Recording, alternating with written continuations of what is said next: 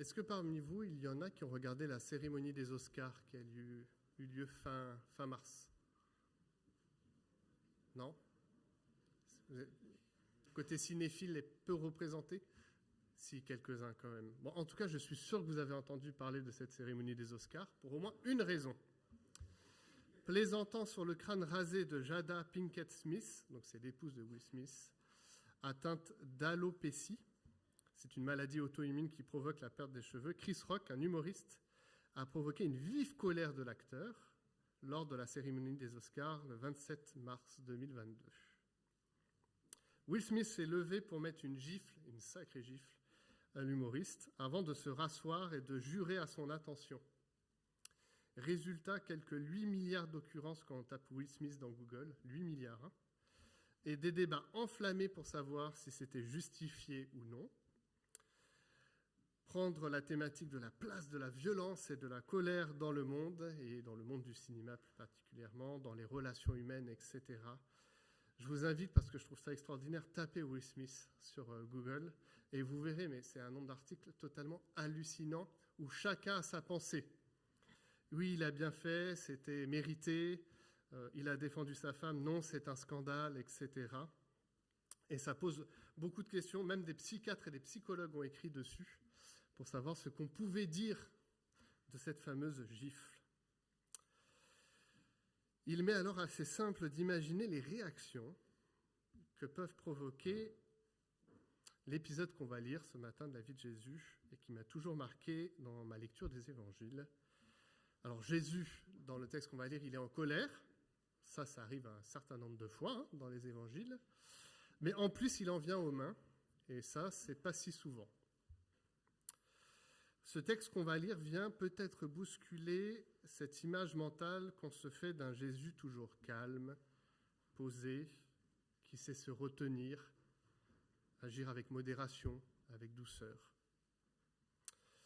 Car de violence, si on prend la définition du dictionnaire Larousse, c'est caractère de ce qui se manifeste, se produit ou produit ses effets avec une force intense, brutale et souvent destructrice.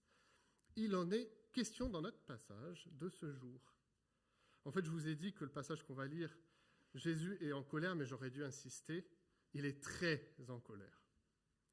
À tel point qu'il associe ses paroles à des gestes bien concrets qui amènent la destruction et qui ont dû créer un étonnement certain, une belle pagaille à l'entrée du temple de Jérusalem. Et pour nous, aujourd'hui, je crois que ça suscite de la même façon un certain étonnement de voir Jésus dans cet état. Lisons ensemble Matthieu, chapitre 21, des versets 12 à 17. Alors, je lis dans Matthieu, mais sachez que cette scène, elle est racontée également dans Marc, Luc et Jean. Donc, tous les évangiles racontent cette scène-là. On reviendra sur la présentation que Jean en fait plus tard, qui est un petit peu différente des trois premiers, ce qu'on appelle les évangiles synoptiques. Je lis. Jésus entra dans le temple de Dieu. Il chassa tous ceux qui vendaient et qui achetaient dans le temple. Il renversa les tables d'échangeurs de monnaie et les sièges des vendeurs de pigeons. Il leur dit, il est écrit, « Mon temple sera appelé une maison de prière, mais vous en avez fait une caverne de voleurs. » Des aveugles et des boiteux s'approchèrent de lui dans le temple et il les guérit. Mais les chefs des prêtres et les spécialistes de la loi furent indignés à la vue des choses merveilleuses qu'il avait faites et des enfants qui criaient dans le temple « Hosanna au fils de David !» Ils lui dirent « Entends-tu ce qu'ils disent ?» « Oui, leur répondit Jésus. « N'avez-vous jamais lu ces paroles ? Tu as tiré des louanges de la bouche des enfants et des nourrissons. » Puis il les laissa et sortit de la ville pour aller à Béthanie, où il passa la nuit. Prions. Seigneur, ce matin, nous voulons vraiment nous rendre disponibles à toi, que tu ouvres notre cœur, notre intelligence à ce texte, à ce récit, qu'il vienne nous rejoindre d'une manière particulière, nous bousculer si besoin. Seigneur, nous voulons être attentifs à toi. Nous voulons également te confier les enfants et les monitrices et les moniteurs de l'école du dimanche, du club découverte. Viens parler aux enfants, et les questions d'enfants aussi dans ce passage, qu'ils puissent être rejoints par toi, par ton évangile, par ton amour pour eux. En ton saint nom, Jésus. Amen. Voilà, donc c'est un texte étonnant. Je ne sais pas si vous êtes aussi imaginatif que moi, mais Moi, mon cerveau peut partir très très très vite dans l'imagination. Alors je vois Jésus qui est en train de pousser tout le monde, d'essayer de casser les tables, de jeter les sièges. Ça doit être une scène vraiment étrange pour les disciples qui étaient là. Et avant d'aller au fond de ce texte, on va se redonner quelques éléments de contexte. Notre récit se situe peu après l'entrée triomphante de Jésus à Jérusalem. Vous vous souvenez, la fête des rameaux qu'on a célébrée il n'y a pas longtemps. Et donc ça se situe vers la fin du ministère du Christ. On s'approche inévitablement vers son arrestation, sa condamnation, sa mort à la croix et sa résurrection. Après donc être arrivé à Jérusalem, Jésus et ses disciples, comme beaucoup de Juifs en cette période de Pâques, vont au temple. Donc là, il n'y a rien de choquant. Et c'est là que se déroule le drame. Jésus passe les portiques royaux, donc vous avez des grands portiques qui vous permettent d'arriver dans le premier parvis, et il se retrouve donc sur ce parvis. Le texte nous dit qu'il s'y trouve des marchands avec leurs bêtes. Il y a des pigeons, mais pas que. Si on regarde les autres évangiles, il devait y avoir des bœufs, des moutons, etc. Et puis il y a des changeurs de monnaie, ce qui s'explique sans difficulté. Dans le temple, seule la monnaie du temple avait cours. Donc vous pouviez venir avec votre argent romain et grec et vous échangiez pour avoir la monnaie du temple. Peut-être un élément qu'il faut donner dans ce texte, c'est que leur métier n'a rien de scandaleux. C'était nécessaire pour le bon fonctionnement du temple qu'il y ait des vendeurs et des changeurs de monnaie. C'était d'autant plus logique que si vous veniez de loin, vous n'alliez pas vous trimballer avec votre mouton ou votre pigeon, mais que vous pouviez venir avec l'argent et puis vous achetiez avant de faire le sacrifice. Donc ça c'est pas scandaleux, c'est le fonctionnement normal du temple.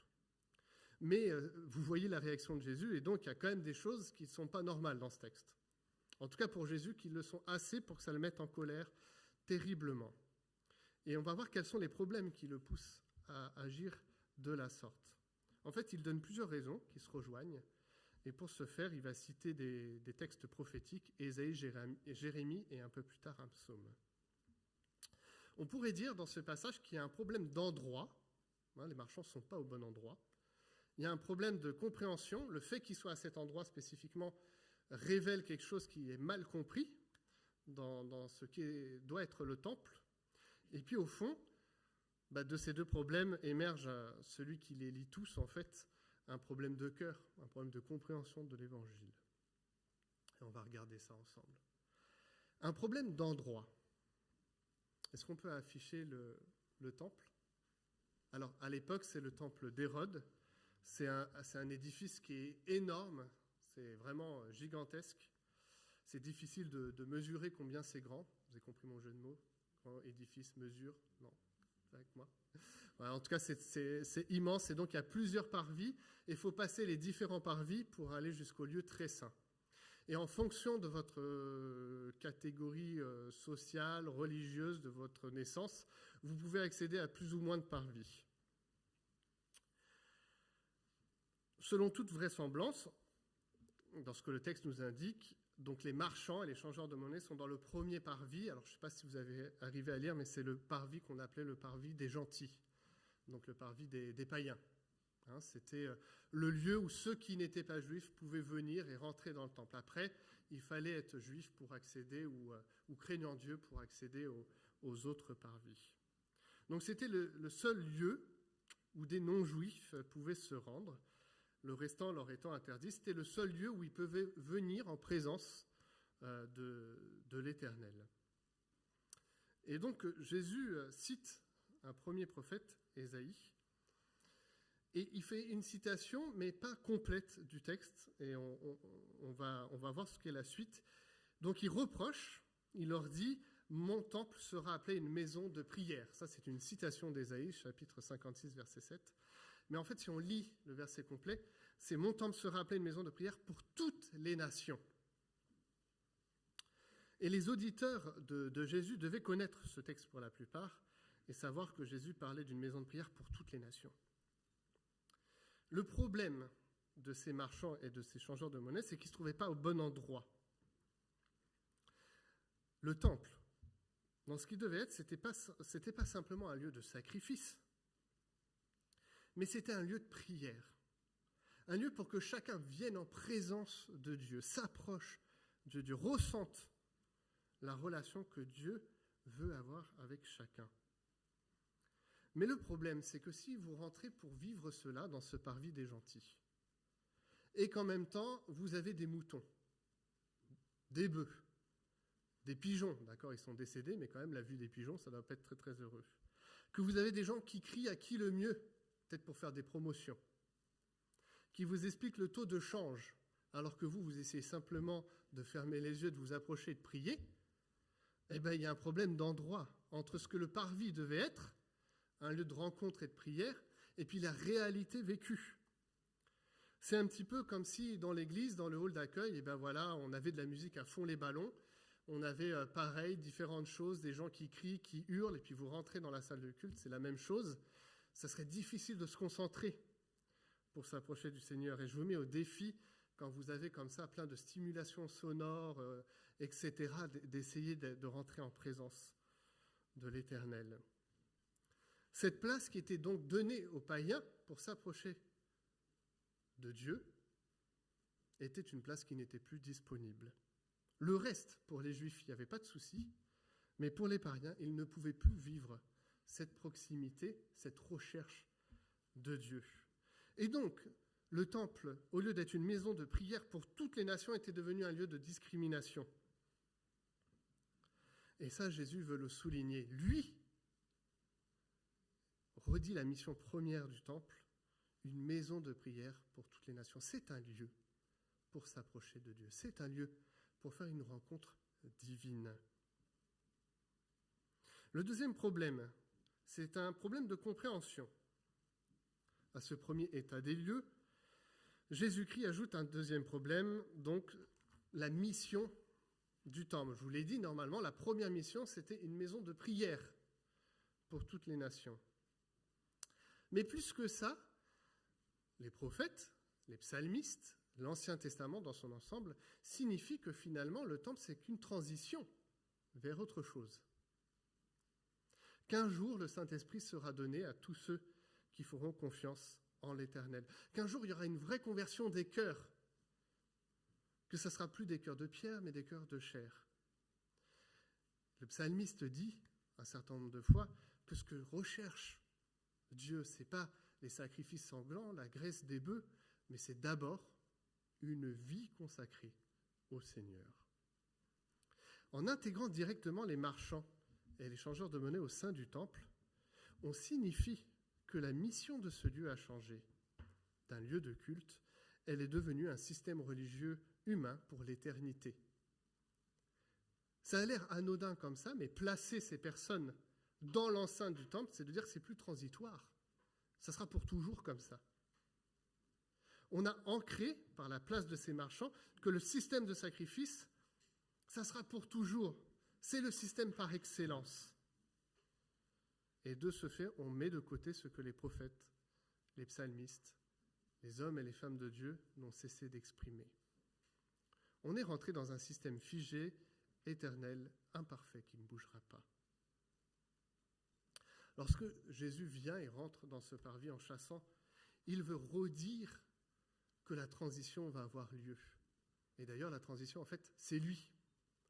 Donc il y a toute une symbolique. Il vient porter la transition dans le temple en chassant ces personnes qui n'ont pas leur place. À nouveau, c'est leur activité humaine qui n'ont pas leur place. Eux, en tant qu'êtres humains, ils ont bien sûr leur place dans le parvis, mais leur activité n'a pas la place parce que quelque chose va devoir être renouvelé. Ça a été annoncé de longue date. Les faire rentrer, c'est dire que le Seigneur ne réalisera pas ses promesses. C'est l'enfermer quelque part dans un système humain plutôt que de le rechercher et chercher sa volonté. Et vous savez quoi ? Je pense que ça peut être aussi pour nous une tentation assez grande. De faire rentrer dans l'Église un certain nombre de choses et de les figer sans avoir la possibilité d'y réfléchir à nouveau.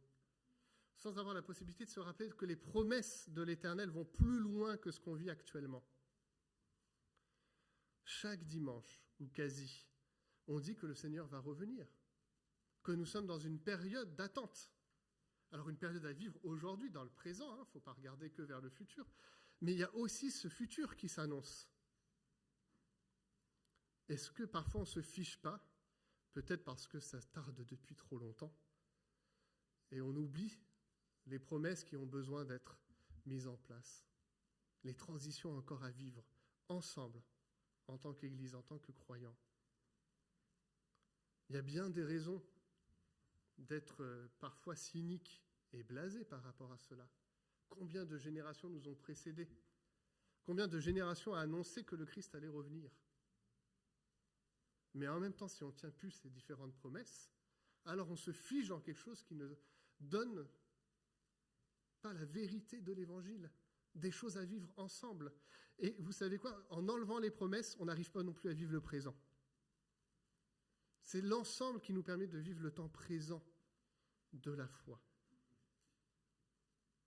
Alors voilà un exemple, par exemple la question du retour du Christ qui interroge.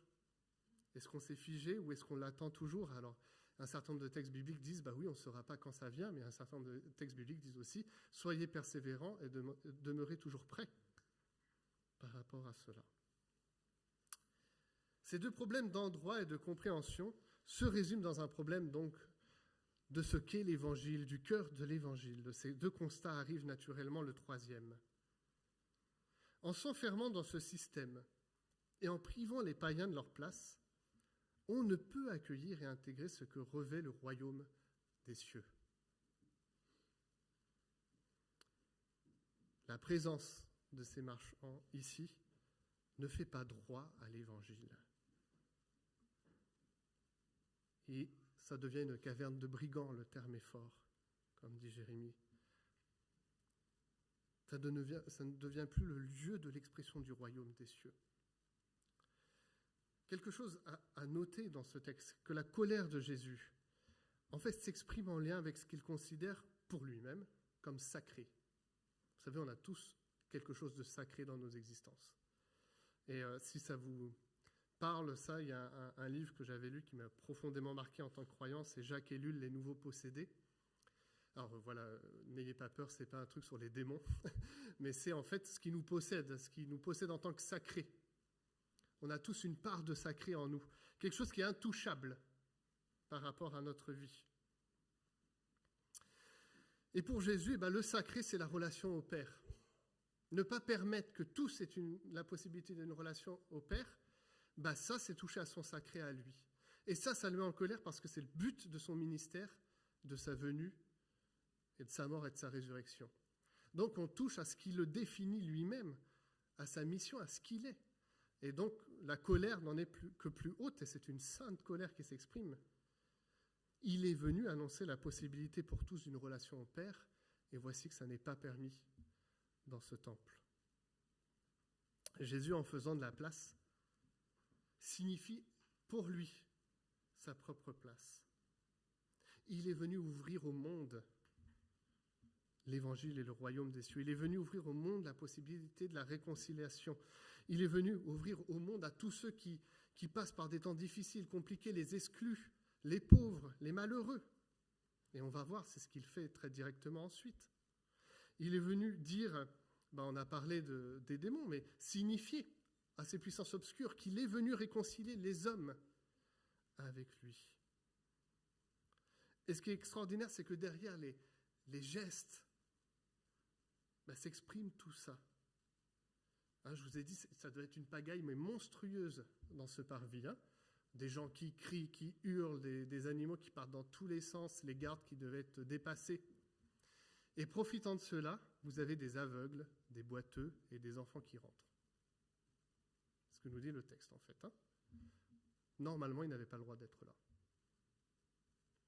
Donc, ils profitent du brouhaha, de la scène de confusion, et puis ils viennent. Les enfants viennent. Et puis en plus, ils viennent et ils crient. Et c'est là que le Seigneur fait la chose extraordinaire. C'est que maintenant, ce parvis, il est disponible pour tous.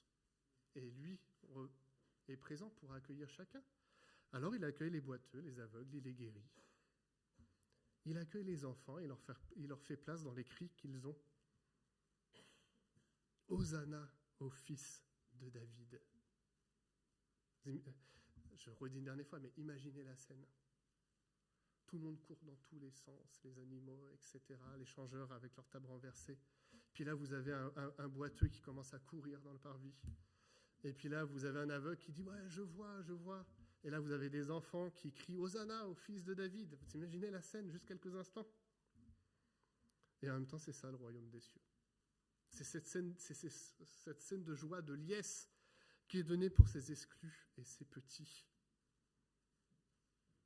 L'expression « Hosanna au fils de David », c'est exactement celle scandée par la foule lors de l'entrée de Jésus à Jérusalem. C'est Erwan qui nous a parlé de cette fête des rameaux, et il exprimait, je crois à juste raison, que c'était sûrement un parfait malentendu qui s'est vécu entre l'attente de la foule et ce que Jésus est venu accomplir.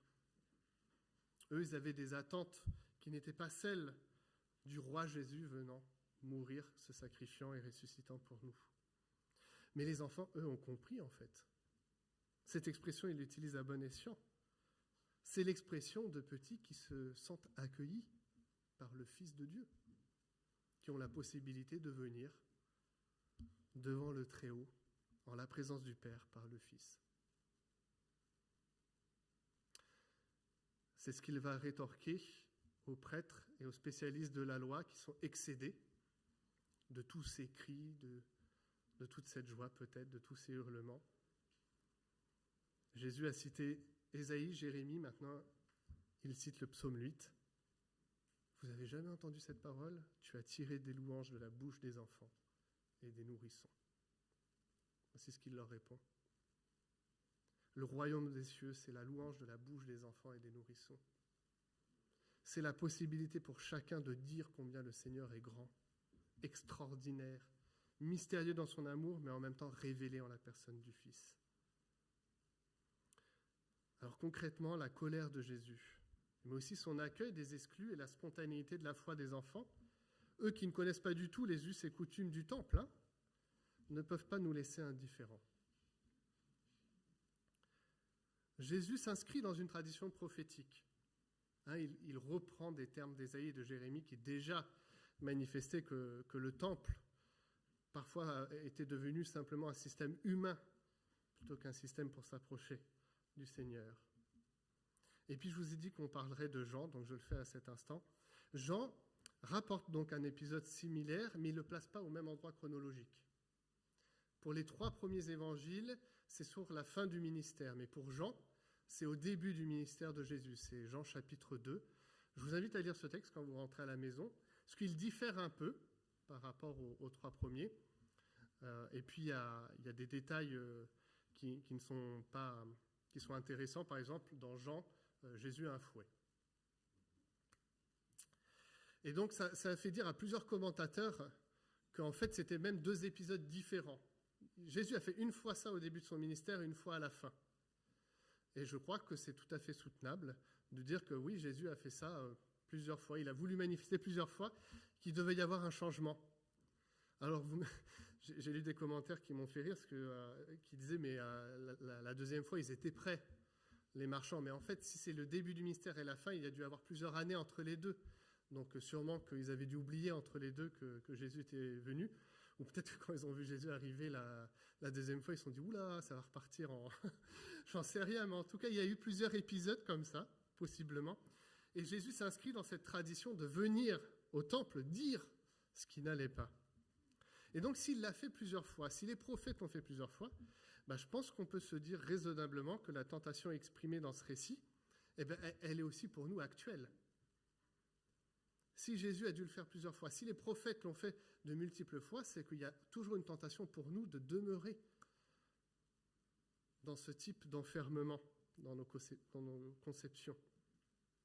On ne peut pas simplement dire, oui, mais dans le Nouveau Testament, à cette époque, ils ne comprenaient vraiment rien. C'était très loin, ils n'avaient pas tout compris. Non, la réalité, c'est qu'aujourd'hui, toujours, c'est une tentation pour nous. Est-ce qu'on est prêt à accueillir des personnes qui ne nous ressemblent pas ? Est-ce qu'on est même prêt à plus que les accueillir, leur faire une place dans l'Église, à rendre le parvis disponible dans l'Église et dans nos vies ? de faire place à ces personnes dans leur manière d'exprimer la foi, qui peut être différente, inhabituelle. Est-ce que l'Église, c'est le lien de l'unité dans la diversité, ou est-ce que c'est un lieu d'entre-soi, un peu rance, qui ne s'ouvre pas vers le monde? Est-ce qu'on a encore conscience que le Seigneur peut nous bousculer, nous remettre en question, agir avec puissance, que parfois il peut même se mettre en colère contre nous, pour nous inciter à réfléchir son royaume et son message? C'est tout ce type de questionnements qui sont posés en fait dans ce texte-là. Et les mots de Michael Green, qui est un théologien et prêtre anglican, peuvent résonner avec force. Le jugement de Dieu sera toujours sur les adhérents de la religion chrétienne qui résistent obstinément au changement et tentent d'enfermer l'Esprit de Dieu dans ce qui a toujours été fait, de ce qui est sûr, de ce qui ne prête pas à débat. Dieu jugera les responsables qui ne conduisent pas la louange avec une adoration sincère, qui ne se réjouissent pas que des voix inhabituelles adorent Jésus et que des vies brisées soient guéries par sa grande puissance. Alors il le dit à destination de l'Église anglicane, mais je pense qu'on peut se le dire à chacun d'entre nous et dans nos différentes églises. Où en sommes-nous par rapport à ça? Est-ce qu'on est prêt à ouvrir?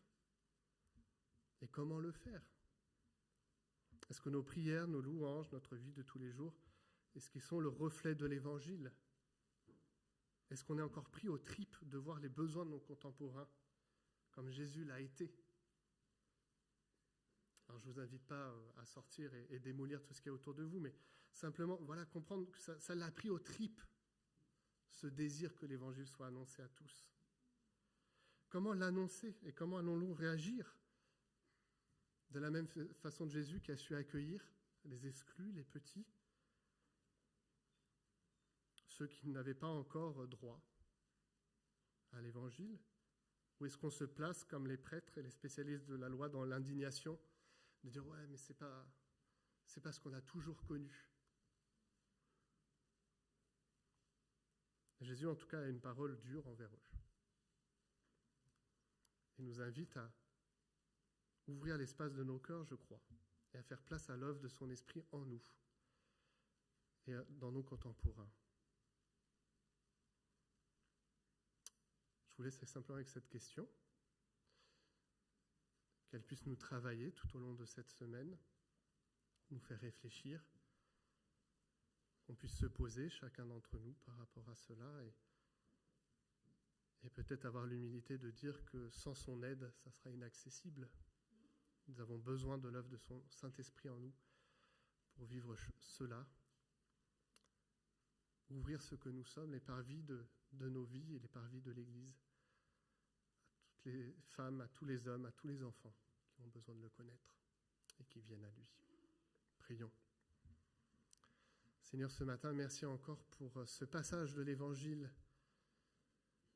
qui, pour ma part, en tout cas, a bousculé, de te voir en colère de cette façon, de te voir saisi dans ce que tu étais, face à l'impossibilité pour des hommes et des femmes de rentrer en relation avec toi, avec ton Père. Seigneur, merci pour ce message qui nous incite ensemble à savoir revenir vers toi humblement, à reconnaître qui tu es, à reconnaître l'Évangile et le royaume des cieux, et la disponibilité de ce royaume et de cet Évangile pour tout homme, toute femme, tout enfant qui te cherche. Merci Seigneur pour cette scène si joyeuse de ces boiteux, de ces aveugles guéris, de ces enfants qui criaient. Tout cela en ta présence, dans la louange de ce que tu faisais, de ce que tu étais, de ce que tu venais accomplir. Donne-nous un cœur renouvelé, Seigneur, vers toi. Donne-nous un cœur renouvelé vers nos concitoyens. Que nous sachions exprimer cette même joie, cette même espérance, nous saisir des promesses pour aujourd'hui et pour demain. Seigneur, nous voulons te voir agir. Nous voulons te faire place pour que tu puisses agir. Amen.